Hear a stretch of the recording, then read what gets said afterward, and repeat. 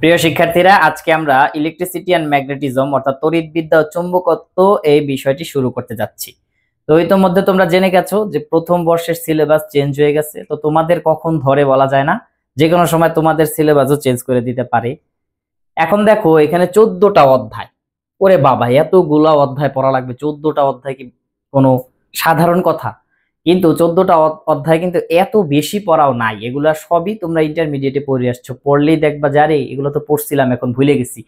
অনার্সের প্রথম বর্ষ অনেকগুলা পড়া পড়ছো, আর অনেকদিন ধরে এগুলো পড়ো না, এগুলো মনে নাই, কিন্তু আমি একটু ধরাই দিলে দেখবা তোমার মনে পড়ে গেছে, বুঝছো? অত বেশি কঠিনও না, আবার একেবারে সোজাও না।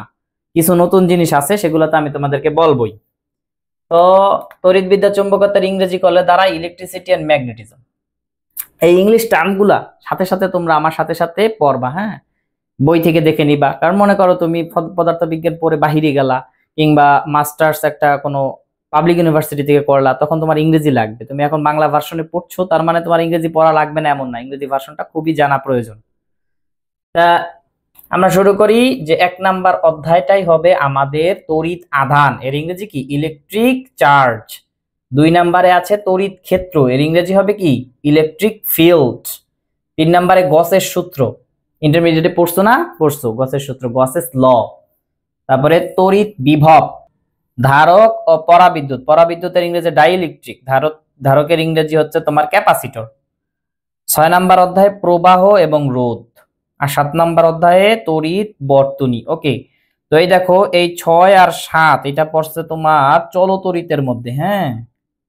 এই জায়গাটা আমার ইন্টারমিডিয়েটের চলতড়িৎ। এখানে কারশফের সূত্র পাওয়া। আর এই যে 1 থেকে 5 পর্যন্ত, হ্যাঁ, এই অংশটাকে বলা যাইতে পারে যে স্থির তড়িৎ, হ্যাঁ?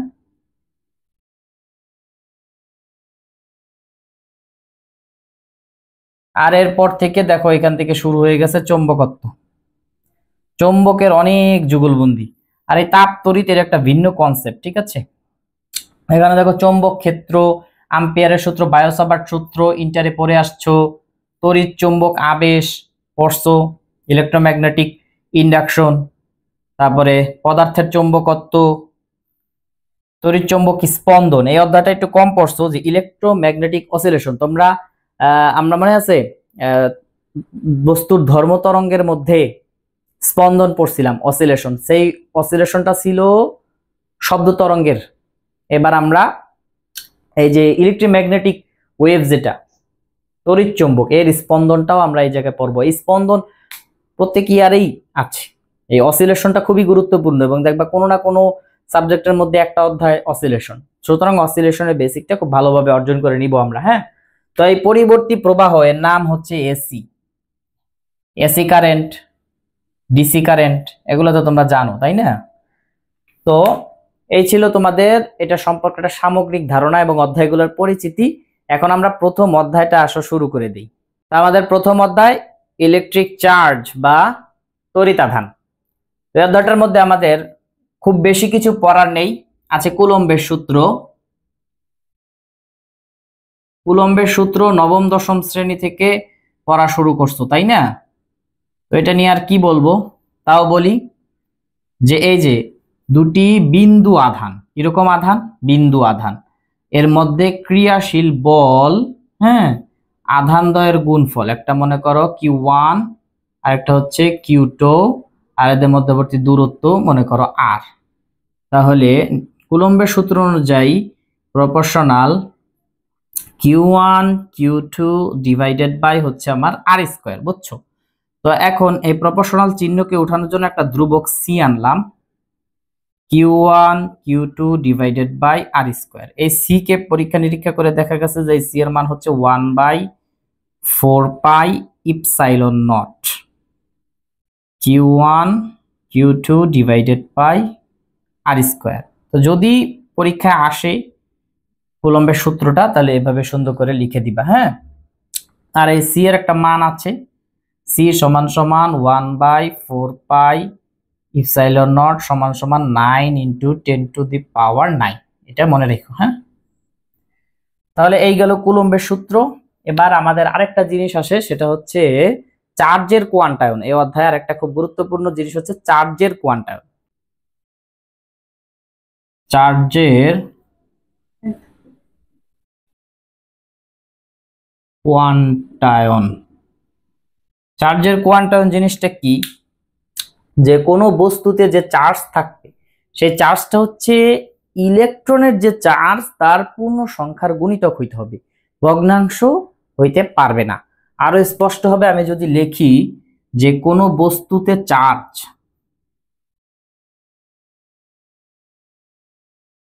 কোনো বস্তুতে চার্জ ইলেকট্রনের যে চার্জ আছে, হ্যাঁ, ইলেকট্রনের চার্জের পূর্ণ সংখ্যার গুণিতক, পূর্ণ সংখ্যার গুণিতক, অর্থাৎ কিউ যদি হয় সেই চার্জটা কিউ সমান সমান এন গুণ ই, অর্থাৎ ইলেকট্রনের চার্জ। ইলেকট্রনের চার্জ হচ্ছে 1.6 ইন্টু 10⁻⁻19। তো এই চার্জটার একটা গুণিতক হিসেবে থাকবে, হ্যাঁ, যেমন আমার কিউ সমান সমান এইটা হইতে পারবে যে কিউ সমান সমান 10e সমান সমান 5 ইলেক, কিন্তু কিউ সমান সমান 5.8 ই হইতে পারবে না, বা সমান সমান 6.2 ই, এগুলা হইতে পারবে না। ওকে, এগুলা হইতে পারবে না, এগুলা হইতে পারবে। অর্থাৎ এই এন সমান সমান আমার হচ্ছে 0 হইতে পারবে, +-1 হইতে পারবে, +-2 হইতে পারবে। অর্থাৎ এই কিউর মান কিন্তু মাইনাসেরও হইতে পারবে, যেমন এই কিউ সমান সমান -2 ইও হইতে পারবে। এইটাই হচ্ছে চার্জের কোয়ান্টায়ন। তো তোমাদের যদি সংজ্ঞায় আসে যে চার্জের কোয়ান্টায়ন কি, তাহলে সুন্দর করে লিখে দিবে যে কোনো বস্তুতে চার্জ ইলেকট্রনের চার্জের পূর্ণ সংখ্যার গুণিতক, কিন্তু ভগ্নাংশ হইতে পারবে না। এটি হচ্ছে চার্জের কোয়ান্টায়ন, বা এভাবে কল্পিত চার্জকে চার্জের কোয়ান্টায়ন বলে। আর যদি খ বিভাগে অনেক সময় আসে 4 মার্কের কোশ্চেন হিসেবে এটা, তাহলে একটু উদাহরণ দিবা যে এইটা এই যে মাইনাসের হইতে পারবে, প্লাসের 5e 10e এগুলো হইতে পারবে, কিন্তু 5.8 হইতে পারবে না, 6.2 হইতে পারবে না। এই জিনিসগুলো নিজের ভাষায় 2-4 লাইন ব্যাখ্যা করে দিলে ফুল মার্কটা পাওয়া যাবে, ঠিক আছে? তো এখন এই অধ্যায়তে আরেকটা গুরুত্বপূর্ণ জিনিস আছে, সেটা হচ্ছে এই অধ্যায়টা অঙ্ক আছে। একটা টাইপের অঙ্ক 2-3 রকম মান দিয়ে আসে। তো আমি একটা করাই দিচ্ছি তোমাদেরকে, আর বাকি 2টা হোমওয়ার্ক দিয়ে দিব। হ্যাঁ, হোমওয়ার্কটা করে তোমরা সুন্দরভাবে আমাকে দেখাবা। কিভাবে দেখাবা? আমার নিচে পেজের লিংক দেওয়া থাকবে, এই পেজে যে আমাকে হোয়াটসঅ্যাপে পাঠাবা যে এই আমি অঙ্ক 2টা করছি। তো একটা অঙ্ক তোমাদের করাই দিই। তো দেখো বোর্ডে একটা অঙ্ক লিখেছি, এই অঙ্কটা প্রায় প্রায় আসে যে লৌহ নিউক্লিয়াস, হ্যাঁ, লৌহ নিউক্লিয়াসের অভ্যন্তরে 2টি প্রোটনের মধ্যবর্তী দূরত্ব দেওয়া আছে। এটা কার মান? এটা হচ্ছে আমার আর এর মান দেওয়া আছে। কুলম্ব বল কত, এফ কত, এটা আমার জানতে চাইছে। হ্যাঁ, তো কুলম্ব বলের সূত্র আমরা কি জানি? যে আমরা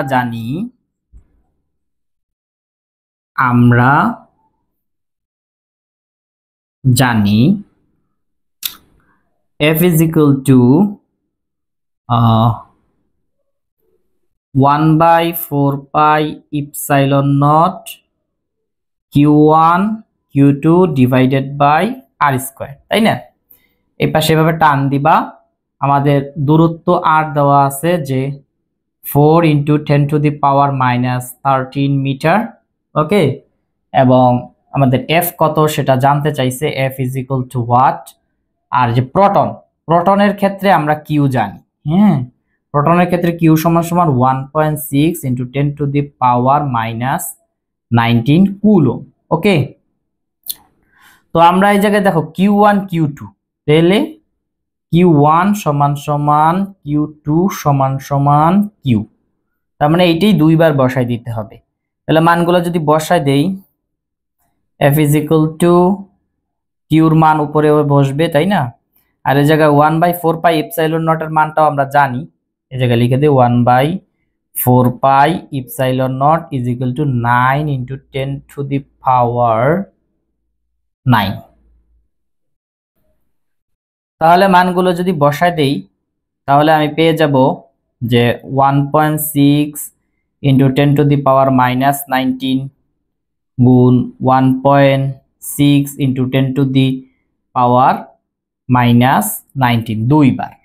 আর নিচে 1/4 পাই এপসাইলন নটের মান হচ্ছে 9 ইন্টু 10 টু দি পাওয়ার 9, এর সাথে গুণ হবে আমার আর স্কোয়ারের মান, আর এর মান 4 into 10 to the power minus 13, এর উপরে হবে এটা স্কোয়ার। তাহলে ক্যালকুলেটরে বসালে অ্যান্সার আসবে 1.44 into 10 to the power minus 3 newton. Okay, তাহলে এটাই হচ্ছে অ্যান্সার, এখানে এসে লিখে দিবে অ্যান্সার। ওকে, তাহলে আমি একটা অঙ্ক করিয়ে দিলাম, খুবই সহজ অঙ্ক। এই ধরনের অঙ্ক ইন্টারমিডিয়েট 9, 10 সব জায়গায় করে আসছো। তো অনেকদিন ধরে যেহেতু প্র্যাকটিস নাই, তাই আমি একটা প্র্যাকটিস করিয়ে দিলাম আর 2টা বাড়ির কাজ দিয়ে দিলাম, অর্থাৎ হোমওয়ার্ক। ওই 2টা করে আমাকে মেসেজ দিবে।